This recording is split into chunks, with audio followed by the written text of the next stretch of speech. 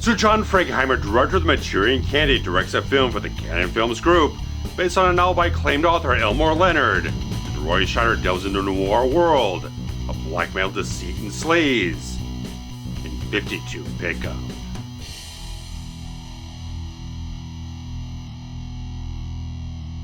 Successful self-made businessman Harry Mitchell has an enviable life, with a 23-year-long marriage to his wife Barbara, and a lucrative patent on a metal welding process. Yet his secret sins come back on him when a trio of blackmailers ambush him in a hotel room with damning videotape footage. Video is showing him cheating with a 22-year-old girl named Cindy. The price is $105,000 to bury Mitch's adultery. But all things get worse when Barbara's encouraged to run for councilwoman, alongside her boss's bid as district attorney. Knowing a scandal can ruin her, he confesses to the infidelity, which coldly fractures their marriage. Yet when the time comes to pay up, Mitch tells the blackmailers off, which instigates an escalation of consequences. Ex-convict Bobby Shy, sleazy porn peddler Leo Franks, and the calculating leader Alan Ramey all plot a far more ruthless scheme against him. Ramey breaks into Mitch's house and is almost caught in the act by Barbara, who threatens to call the police after Ramey feigns an ominous cover story regarding an accounting firm. And he gets off stealing a suit coat, tie, and a handgun, all owned by Harry Mitchell. This ultimately results in another videotape, but this time the murder of Cindy, done with his gun and her blood all over his clothing. Now he owes him not a single payment of $105,000, but annual payments for the rest of his life to keep all of this quiet. The bleak desperation at hand throws a deeper wedge in the marriage of Barbara and Harry Mitchell, knowing they can't go to the police, and Mitch doesn't have the money to pay them. Ultimately, Mitch realizes the only way to get out from underneath this is to weed his way through the seedy underworld that got him into this situation. He leverages information out of stripper and Bobby's girlfriend Doreen, who got him involved with his now dead adulteress. Through her, he zeroes in on Ramey, who he convinces to come to his factory and look over his books, revealing that Mitch only has $52,000 to pay the blackmail with, due to debts to the government. Yet Mitch's subtle manipulation sends the conspiring criminals against one another, as the mere $52,000 becomes Ramey's secret, which threatens to implode the trio through volatile deceit and greed. Yet things become far worse when Ramey abducts and drugs Barbara, using her as collateral for the $52,000, but Mitch may yet have one last wildcard to pull out before this game is over. So the novel 52 Pickup was published in 1974, being penned by acclaimed author Elmore Leonard, whose work is very much known in the field of adaptation because a lot of his stuff has been turned into very acclaimed films such as 3:10 to Yuma, Get Shorty, Jackie Brown, Out of Sight, and the TV series Justified, just showing off so much of his rich characters, wonderful, smart, clever writing. Just so many things in his work really just exemplify that so much. And the interesting thing is that 52 Pickup was optioned in the mid-70s, first by one company that didn't quite get it in production quick enough and lost the rights, but then Golden Globus, Canon Films, grabbed it up, but took a lot of years for the thing to come together, and they really went off and changed pretty much everything for it.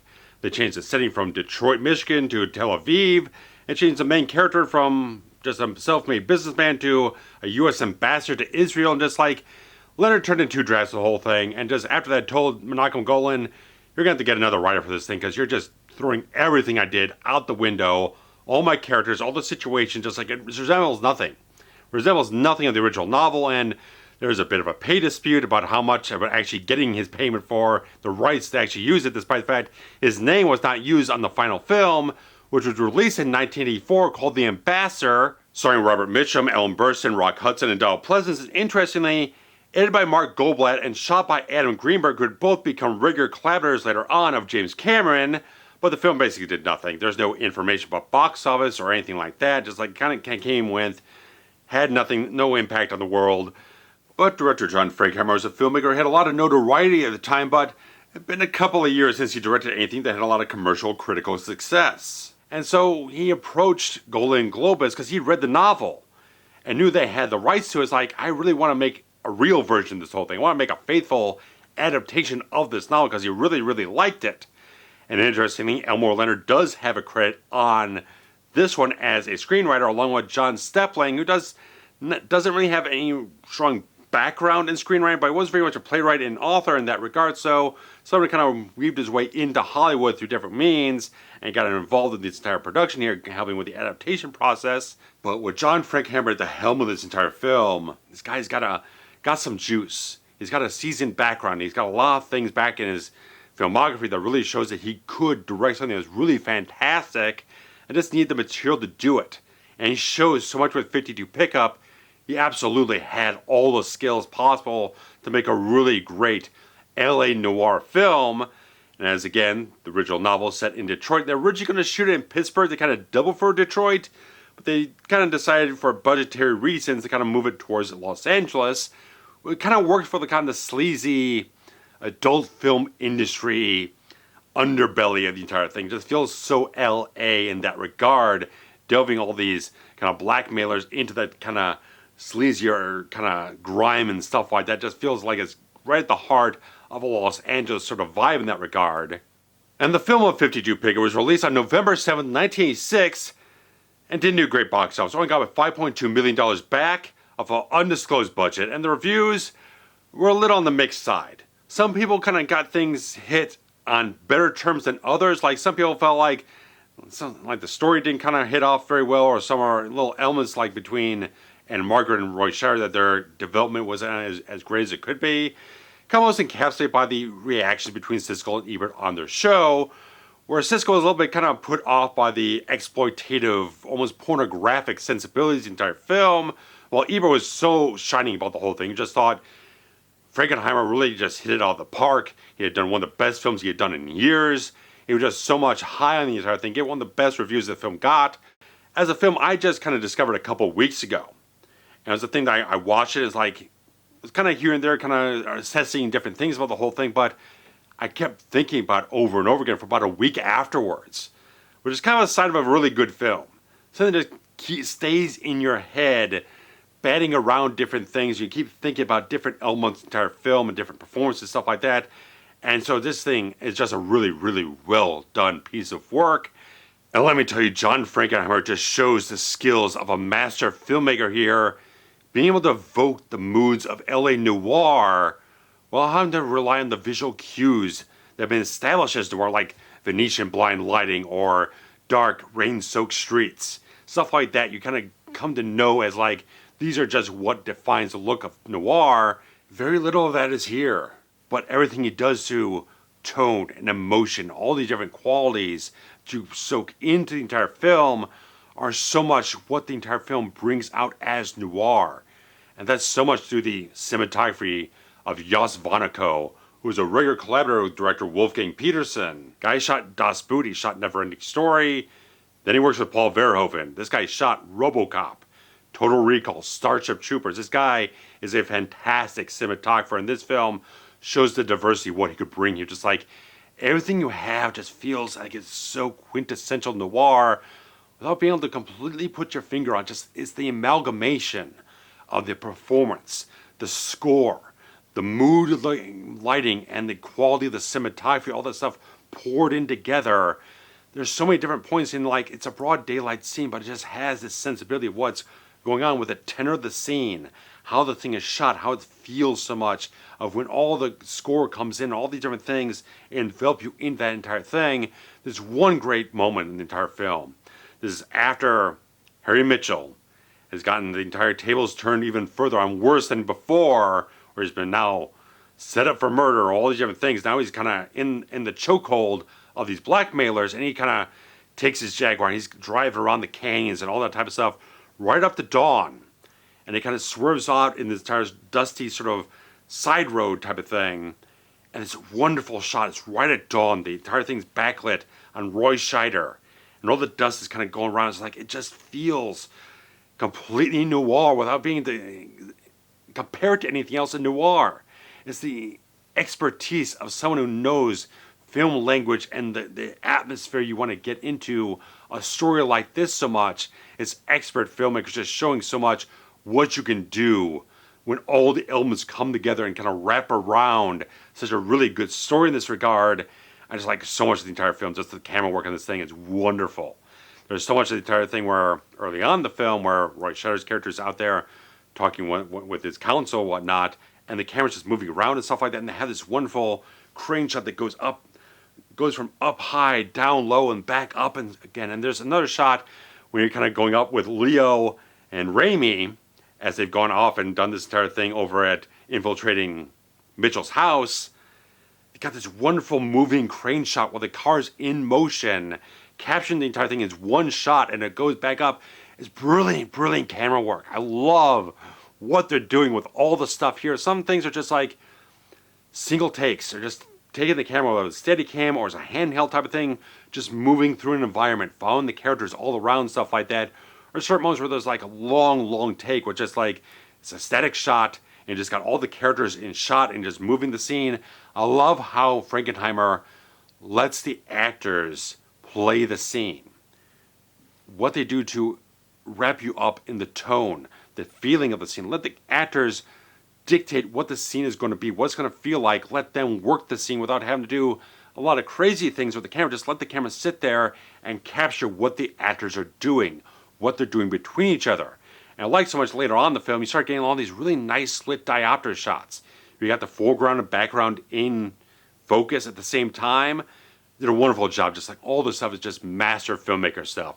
Completely. These guys know exactly what they're doing with all the tools and know how to absolutely execute them with the best quality you could possibly imagine and everything. That's like, it's such a wonderful thing to just study and look what they're doing with each little thing here. It's like, it's just expert type of work. And I'm just so delighted by the entire cast here. The fact that they put together such a fantastic cast here, and helmed by Roy Scheider, who was just a wonderful, magnificent actor. It's like, starting out just watching this film, this going off and rewatching like 2010 and Jaws, you can just see everything it brings to the screen. It's just such a great commitment to character and all the different facets of the story so much, and buying into it because he's such a believable actor. He brings you into the story because he is very much a grounded, realistic type of actor. You feel the textures and the complexities of the characters he's always playing going off on screen so much. He has so much a richness in that regard here. And with Harry Mitchell, Mitch as they call him the entire film, all this stuff kind of unveils itself about kind of complexities of the marriage. Like there's certain things he didn't realize he wasn't entirely satisfied with the marriage. There's certain things he just can't pin down exactly why he fell into this trap of getting involved with this other woman who's even younger than what their marriage is. She's 22, and the marriage has been going on for 23 years. There's a great piece of writing there in that regard. And the fact is, I love how all that stuff kind of conflicts within the character. He brings such an internal weight to Mitch.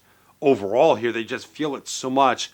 When we're in that ball gather having the rally for Arveston and celebrating Barbara's endorsement to councilwoman, you see the camera following him and focusing on him, the entire scene just feeling all of that sort of conflict and that weight and the irresponsibility that he had there that's going to affect her so much. And you still feel so much the love that he does have for his wife that never fails in the entire film. There still is that core quality about the character that he didn't do this to kind of like, oh, well, I'm fed up with the marriage and stuff like that. Just a sliver of something that just wasn't quite getting all the way to the full sensation of satisfaction for him. It just spiraled out in different ways, and he just really kind of got indulgent with that entire thing, and it just fell right in his face here. And he's kind of have to deal with the complexities and the ramifications of what he's done here, and where all these black bears are thrown at him in this regard, or how it's going to affect the one that he still does care about so much. I like that complexity, that dynamic between Roy Scheider and Ann-Margret as this married couple here, as it goes through different sort of phases in the entire film. There is that sort of wonderful, one of the best acted scenes in the entire film is just when Mitch goes up to her and tells her after that entire gala there, I've been seeing someone else. And how those two actors played that scene. And apparently, it wasn't an easy scene for them to get to because it was just a really hard place to get to that emotional sensibility within yourself to play those emotions and those conflicts and all that type of stuff that's both external and internal so much, but so much of the entire thing that just hangs such a great crux of drama on those two characters that carries them through every single scene forward. So much great stuff. Just like there's so much about this character of Mitch that is great to see how he reacts to all the counter moves and the twisting narrative here and there, how everything takes different waves and stuff like that as it goes through, as they kind of go back and forth and one-up each other on different things and throw different things at him. They kind of throw a curveball here and there. I like so much how his reactions are when he finds out they took his suit coat and they found the gun, and they used that as evidence against him, killing the woman he was having the affair with. I love the entire thing where he's just like, I'm screwed so much. They've got everything against me. And this way that the character has the intelligence to think his way through the entire thing and find those avenues to start pitting the three guys against one another. Just little subtle things he kind of gets up on here and there and is able to worm his way into them. Get up in front of them, get ahead of the entire thing. I like so much how all the stuff kind of moves around and shows intelligent characters making interesting decisions and different moves to kind of move the entire story in such satisfying ways. Scheider does a fantastic performance here. He's so good. Just slipping into this entire noir landscape with the swagger and bravado he has. When he starts getting the upper hand so much, I like so much how he just handles every piece in the entire film. He's a fantastic piece of the entire film. Just makes it so much because you have to empathize with this guy, despite the fact some questionable things that he's done. They're not moral, not ethical. He's kind of done things that he definitely regrets at this point in time. But how he kind of moves through the entire thing and just see that sort of thing is like, I'm going to get these guys. The worse it gets, the more you want to see him get the upper hand on it. And it was Roy Scheider's idea for the ending, because originally the way they got Raimi at the end of their film was apparently just a bomb in a briefcase that just blows him up. Scheider was like, we got to something a little more clever. We got to have something just a little bit more, because the entire crux, the entire car there, that Raimi's so enamored with the car, and set up that that's the trap. He gives them the car and gets them all kind of shined up in that regard, kind of puffs them up in that regard. I'm going to give it the car as a bonus on the entire thing, and turns it all around. It's a very clever type of stuff. I love the fact that they did that. It's a great type of ending in that regard. So Scheider had a fantastic idea and a fantastic performance in their film. And Ann-Margret as wife Barbara, she's great. She has a very authentic feel through every single emotional reaction she has into our film. Again, that one scene I already mentioned between the two of them, when the revelation hits her, it's just cold.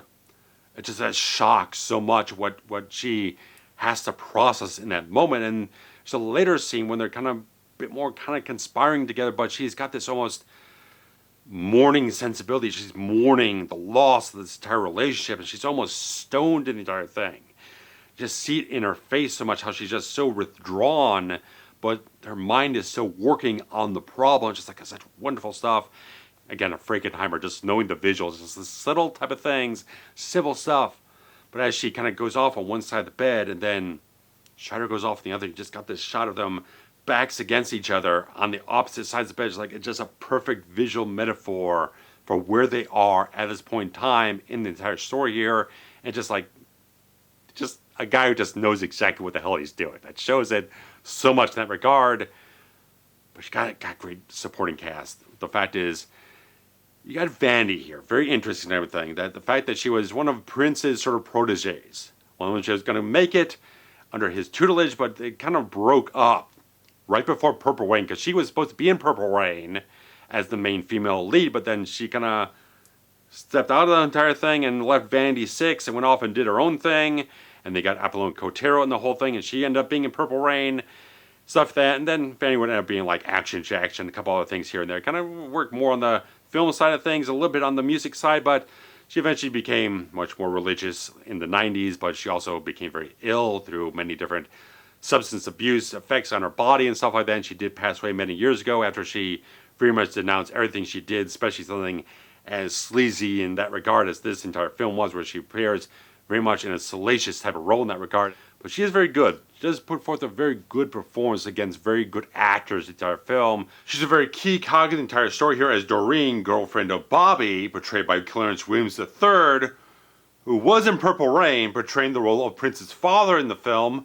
But fact of the matter is, she does a really good job in the whole thing, and despite the fact that there's just stuff that she very much denounced later on in the entire life and whatnot, she did put forth a very nice performance here. But John Glover, a character actor I absolutely adore. The fact is, a lot of people know him from Gremlins 2, but man, if you watch this channel long enough, you know that I love the TV series Brimstone, where he played the devil opposite Peter Horton in this very short-lived television series that I absolutely still love to death.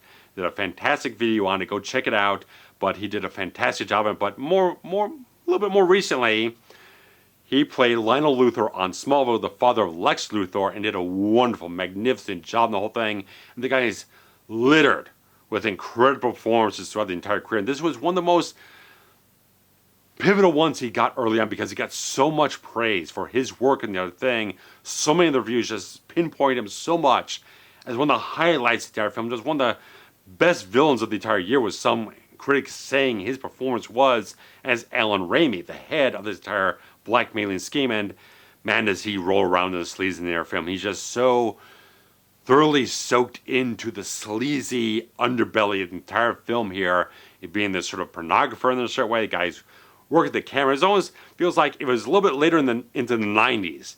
This is a guy be shooting all the girls going wild videos that are all over the place in that time. But this guy's just all over the place. It's so much, like I said, it's very LA in that regard. I feel so much like it's right in there. And they did cast a lot of actual adult film stars for the entire thing, where all the naked bodies are flying around that I can't show you in the footage here. But a lot of those people were actually in the film and stuff like that. But Glover's great. It's one of the things when I first watched, I was a little kind of back and forth, but trying to adapt to what he was doing with the entire thing, because it's very different from any other role I've ever seen him do.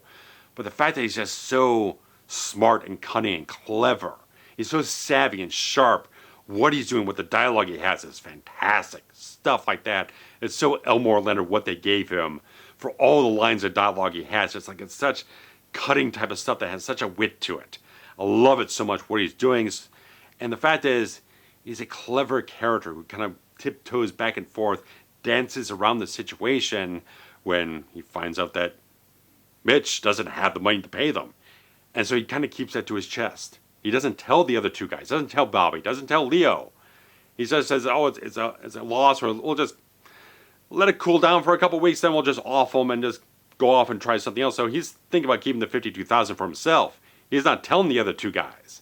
And that's where all the little things kind of step around here and there and everywhere. And so he just has a great deceitful quality about this. Makes him so alluring on screen. Everything he's doing is so vibrant, so rich with character, so colorful in that regard. He's so good at the whole thing. It's such a great early performance from him that just really just broke him through. Just made a lot of notoriety for him. And like I said, Clarence Williams III, man, the guy was amazing. God, what the hell. As I said, I kind of really first noticed him in Purple Rain, and he's fantastic at that. Oh, man. Just blockbuster. And everything I see him, I'm just like, I gotta watch this guy so much. Every time he pops up on screen, this guy's got such a magneticism. The intensity he can pour into a character is unmatched. But I like the fact that Bobby can be kind of a cool, kind of funny, witty character at certain points in time. Just, again, the witty dialogue is so good with these guys. So much.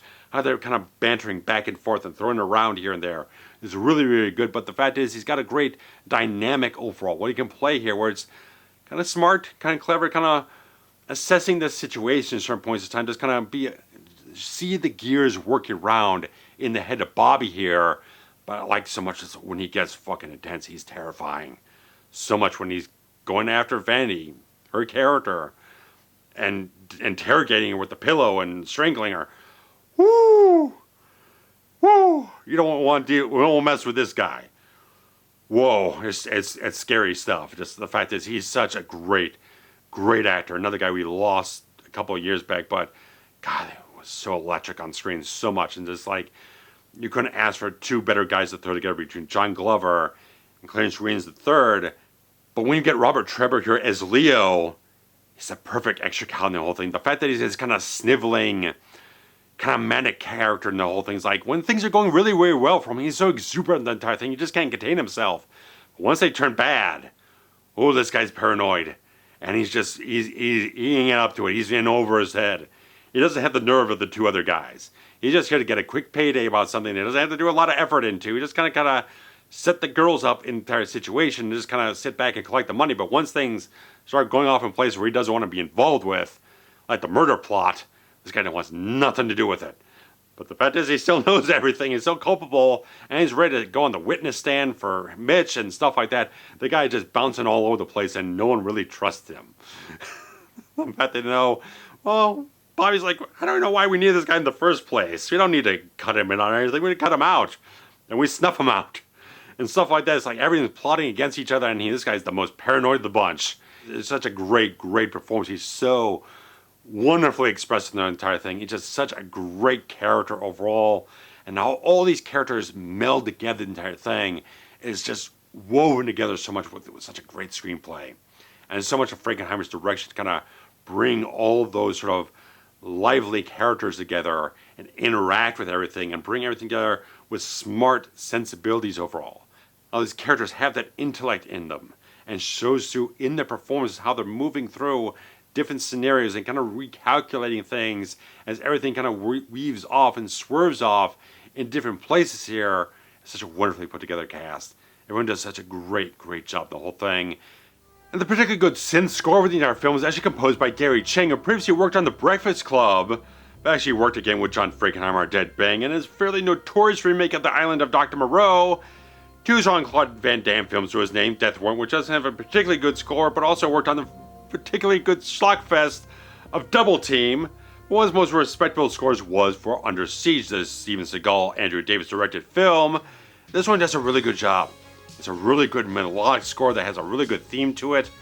A lot of good things going on between the more tense, sort of thrilling type of aspects, a little bit more of kind of layering in some kind of mood here and there. So he does a really fine job to move everything around. And it was originally released on vinyl by Very Sarah Bond, but in 2016 took that long before it got remastered CD release, which is no longer available. I tried checking, it's not on their website. It just kind of comes up here and there on sort of third-party seller stuff, but you can probably find a couple of tracks here and there around in various places that are typically unofficial, but it's still worth checking out because I think it does a really fantastic piece of work here.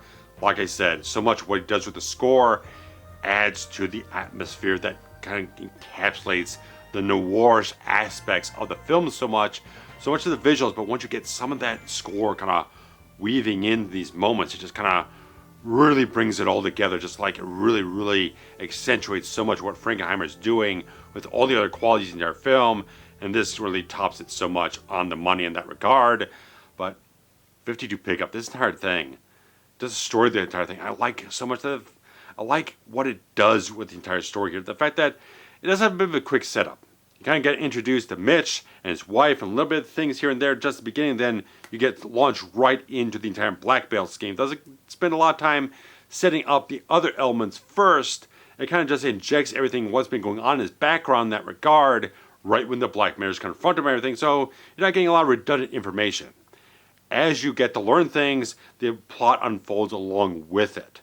So it's not like you go through Harry going through a bunch of clandestine type of things with an affair and stuff like that, then the thing kicks in.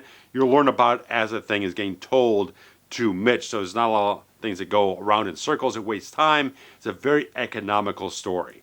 It's very much the thing that just kind of moves along in a very lean fashion in that regard.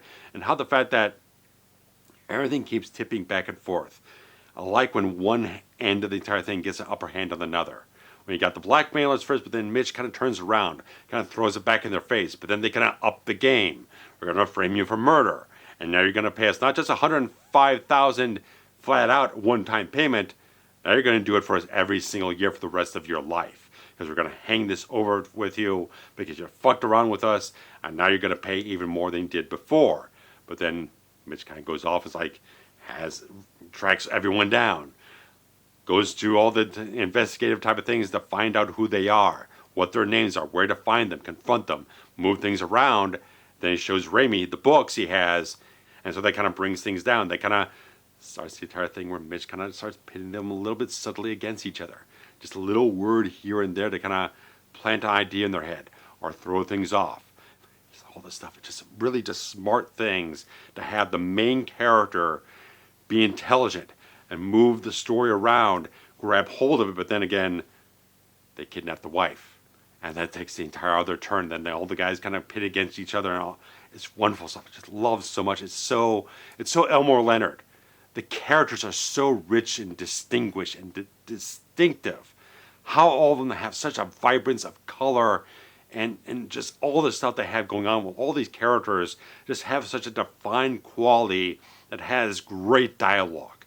And all these different qualities of how the story takes on a different twist and turn here and there, where it's not doing it just to kind of throw things at the audience. It's all intelligent turns in the entire thing that keep you engaged with what's going on with the characters, what's going on from each thing to the next, as you kind of maybe siding with one of the blackmailers over the other in certain places. Like you kind of get up on Bobby's thing when Bobby finds out that Raimi's holding the $52,000 to himself that he's not telling anyone else about. It's like, well, now you're kind of rooting for this guy to kind of get up on Raimi in that regards. And stuff like that. When Leo's the one who's kind of like pinned as like, I'm the last guy on the totem pole here, and I'm going to get off. I know it. So they're kind of rooting for him to kind of get off in certain ways. Kind of have him kind of push off in a direction that's a little bit more towards the end of Mitch in that regard. So it's like, I like how it kind of plays these characters where they're all great characters on screen, portrayed by fantastic actors, and the story pays so much justice to every single one of them, and it has a certain quality of everyone having their own story that intermingles, interwoves into the main story here. So I like so much. It's such a great story. It's so damn good. It's such a, again, like I said, it's so Elmore Leonard. It has his fingerprints all over the entire thing. It's great stuff. I just love so much how the film looks, how it feels, how it sounds, how the actors portray these roles so much. It's such a rich film overall. Just the fact that I fell in love with this film so quickly. It's such a great piece of work that Frankenheimer, again, master. And the fact that he passed away in 2002, but he gave us one last action classic with Ronin. The guy still had it up to his last years. The guy just had that magic. So when he gave him the material, the guy could excel so much. And this is definitely one of the films that absolutely deserves to be remembered and praised so much. And the thing has been released by Kino Lorber, much more in a recent release. They've given it a higher bit rate with a BD50, a few extra bonus features with a commentary track by some critics and film historians, and an isolated music track with commentary from Gary Chang himself. So nice little things. It's a decent transfer. It's a nice detailed type of thing. As you've seen through a lot of the clips in the entire thing, I was very impressed. It wasn't an old, dirty, dusty master. It's like it could use a 4K upgrade. I would definitely grab it. Absolutely. But it's a nice, respectable transfer. I think the thing looks very nicely. It sounds very good. I definitely believe you guys should check this one out. It's a really damn good piece of work. Damn good. So guys, the thing has just elevated itself so much. From the first viewing to the second viewing, the thing just shot up so much further for me. Once I really was analyzing so much of the craft involved in the entire thing, it just excelled so much further. It's such a wonderful piece of work. Guys, if you've seen 52 Pickup, let me know so much what you feel about the entire film down in the comments below. Always, guys, hit the thumbs up. That helps so much. Spreading links around. If you've just discovered the channel, subscribe so much. That stuff helps to make sure that everyone keeps tuning into things when you hit the notification bell. And also, furthermore, you can hit up on the Super Things feature that contribute anything directly to the channel to support things around here. Plus, there's the Patreon to get a little early access for everything that was released on the channel just a few days ahead of time. So guys, thanks so much for checking things out. See you soon. Take care. Bye-bye.